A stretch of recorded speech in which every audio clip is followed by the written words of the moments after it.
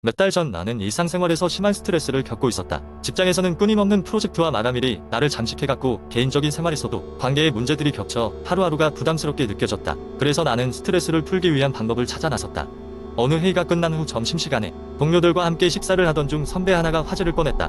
그는 최근에 스트레스를 줄이는데 큰 도움이 되는 운동 루틴을 발견했다고 했다. 네 귀가 번쩍 뜨였다. 선배는 자신에게 맞는 루틴을 개발했는데 이것이 업무 효율을 높이고 개인적 삶에서 밸런스를 찾는 데 큰 역할을 했다고 설명했다.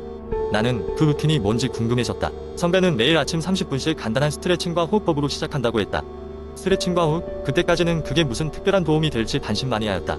하지만 선배는 이렇게 시작하는 것이 하루를 압도하지 않고 차근차근 준비할 수 있게 만들어준다고 했다. 스트레칭은 몸의 긴장을 풀어주고 깊은 호흡은 마음을 안정시켜준다고 했다. 그 다음 단계로 그는 회사 점심시간을 활용하여 15분 동안 근력 운동을 한다고 말했다. 근력 운동은 혈액순환을 도와주고 다른 생각에 빠져 있었던 머리를 맑게 해준다고 했다. 이렇게 도중에 잠시 땀을 흘리는 것은 오후의 피로를 억누르고 집중력을 높이는 데 탁월하다고 했다.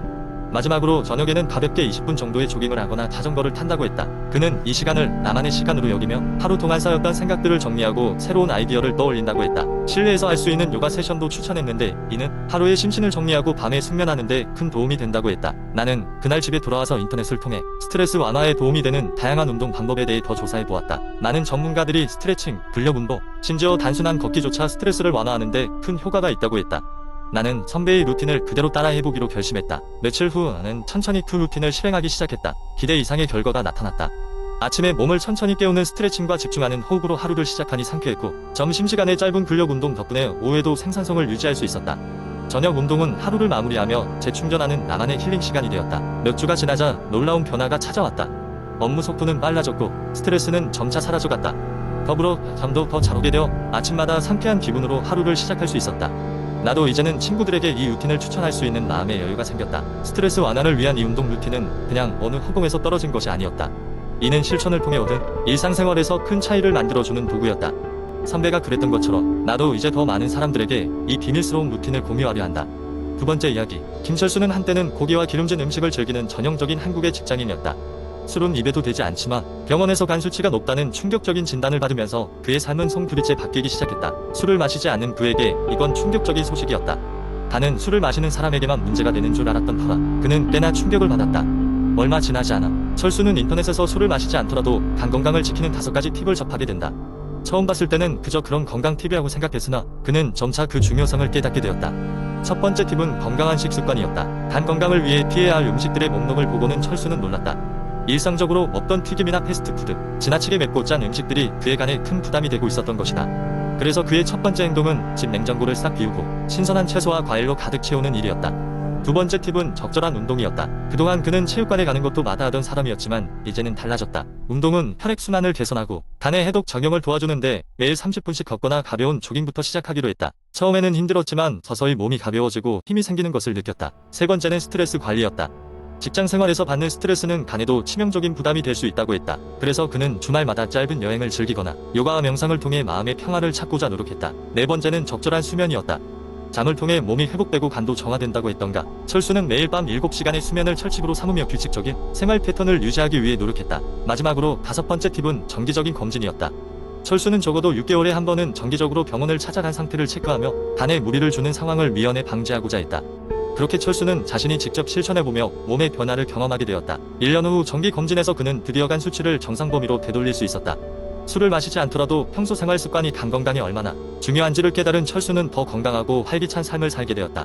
이 5가지 팁은 이제 그에게 단순한 실천 리스트가 아닌 삶을 바라보는 새로운 시각이 되었다. 세 번째 이야기. 내 인생의 어느 지점에서 나는 매일 아침이 두려움으로 시작되었다. 처음에는 그냥 일시적인 피로라고 생각했다. 살다 보면 누구나 바쁜 일상에 치여 잠깐씩 지칠 때가 있지 않나. 그 정도로 가볍게 여겼다. 하지만 나의 피로는 일시적이지 않았다. 매일 아침 눈을 뜨기가 두려울 정도로 몸이 무겁고 머릿속에는 구름이 끼인 것처럼 뿌얘졌다. 나의 만성 피로와의 싸움은 이렇게 시작되었다. 처음 몇 주 동안은 커피와 각종 에너지 드링크에 의지하며 하루하루를 버텼다.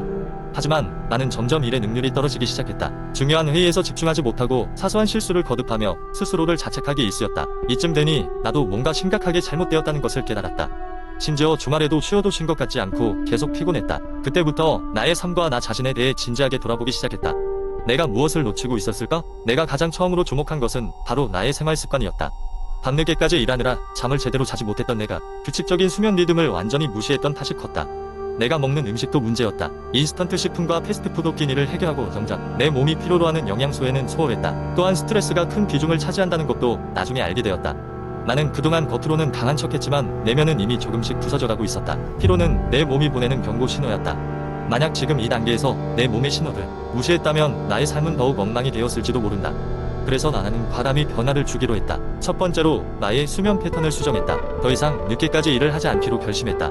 매일 같은 시간에 잠들고 같은 시간에 일어나는 것을 습관화했다. 처음엔 힘들었지만 몇 주 지나니 몸이 드디어 반응하기 시작했다. 아침에 몸이 가벼워진 느낌을 받았고 정신이 맑아졌다. 식단도 함께 개선했다. 가능하면 신선한 재료로 만든 음식을 먹으려 노력했고 특히 비타민 B, C 등이 풍부한 과일과 채소를 꾸준히 섭취하려 했다. 그 결과 나의 전반적인 건강 상태가 눈에 띄게 좋아지는 것을 느낄 수 있었다. 무엇보다 중요한 것은 스트레스 관리였다. 나는 명상을 배우기 시작했고 주기적으로 요가를 하면서 몸과 마음의 균형을 찾으려고 노력했다.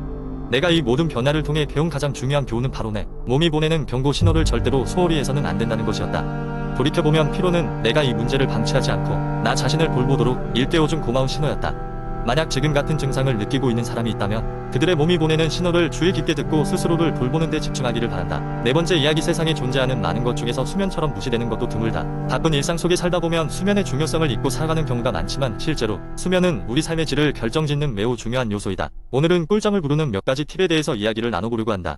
먼저, 수면의 질을 높이기 위해서는 규칙적인 수면 습관을 들이는 것이 좋다. 우리 몸은 일정 리듬에 맞춰 움직이기 때문에 매일 같은 시간에 잠들고 일어나는 습관을 들이는 것은 매우 중요하다. 처음에는 이를 지키기 어렵겠지만 시간이 지나면서 몸이 적응하게 될 것이다. 다음으로 편안한 잠자리를 마련하는 것이 중요하다. 침대는 오로지 잠을 자기 위한 공간으로 활용해야 하며 스마트폰, 노트북 등 전자기기 사용을 자제해야 한다. 전자기기에서 나오는 블루라이트는 수면에 필요한 호르몬인 멜라토닌의 분비를 억제하기 때문에 잠들기 한두 시간 전에는 사용을 피하는 것이 좋다. 또한 수면 환경을 적정 온도로 유지하는 것도 중요하다. 보통 18에서 22도 사이가 가장 적합하다고 알려져 있다. 너무 춥거나 더우면 잠이 깨기 쉬우므로 적절한 온도를 유지해보자. 그리고 침실은 어두울수록 좋다. 최대한 불빛을 차단하고 필요한 경우 수면 마스크를 사용하는 것도 좋다. 피로가 쌓이지 않도록 낮 동안 적절한 운동을 해야 하며 카페인이나 알코올 섭취를 줄이는 것도 수면의 질을 높이는 데 도움이 된다. 특히 카페인은 체내에서 완전히 분해되기까지 6시간 이상 걸리므로 늦은 오후에는 마시지 않는 것이 좋다. 대신 따뜻한 차 한 잔이나 우유를 마시는 것이 좋다. 심리적인 안정을 찾는 것도 중요하다. 자기 전에 명상이나 이완 호흡법을 시도해보면 불안한 마음을 진정시키고 편안한 수면을 취하는 데 도움이 될 수 있다. 하루 동안 쌓인 스트레스를 풀 수 있는 작고 일상적인 루틴을 만드는 것도 좋다. 우리는 하루의 3분의 2 이상을 잠자면서 보낸다. 수면의 질을 높이는 것은 건강뿐 아니라 삶의 질을 크게 향상시키는 중요한 요소라 할 수 있다. 위의 팁들을 잘 활용해 꿀잠을 자고 하루를 활기차게 시작하길 바란다.